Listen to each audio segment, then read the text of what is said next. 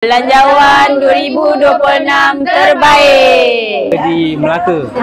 Kita ucapkan ribuan terima kasih kepada PMX, Perdana Menteri Malaysia Datuk Seri Anwar Ibrahim atas pemberian penghargaan SARA RM100 Belanjawan 2026. Kita harap akan datang kita boleh tambah lagi bersesuaian dengan peningkatan harga barang yang semakin meningkat akan datang.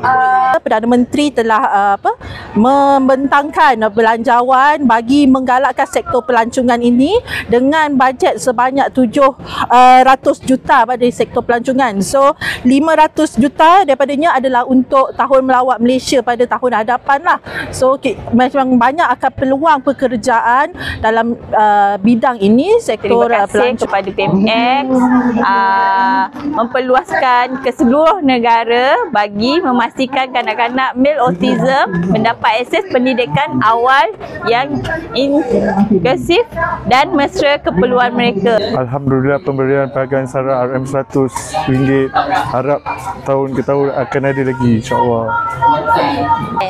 Saya sebagai penerima STR tahun ni, saya berbesar hatilah sebab STR tahun ni banyaklah, dan kalau boleh STR tahun depan kalau boleh diperluaskan lagi, sebab kita bukan beli barang kering saja. Kalau boleh barang masakan macam bawang pun kena masuk dalam kategori, sebab kita nak masak kan. Itu je lah. Kalau boleh bantuan ni dapat diteruskanlah setiap tahun, sebab boleh bantu golongan yang miskin tegar dengan B40.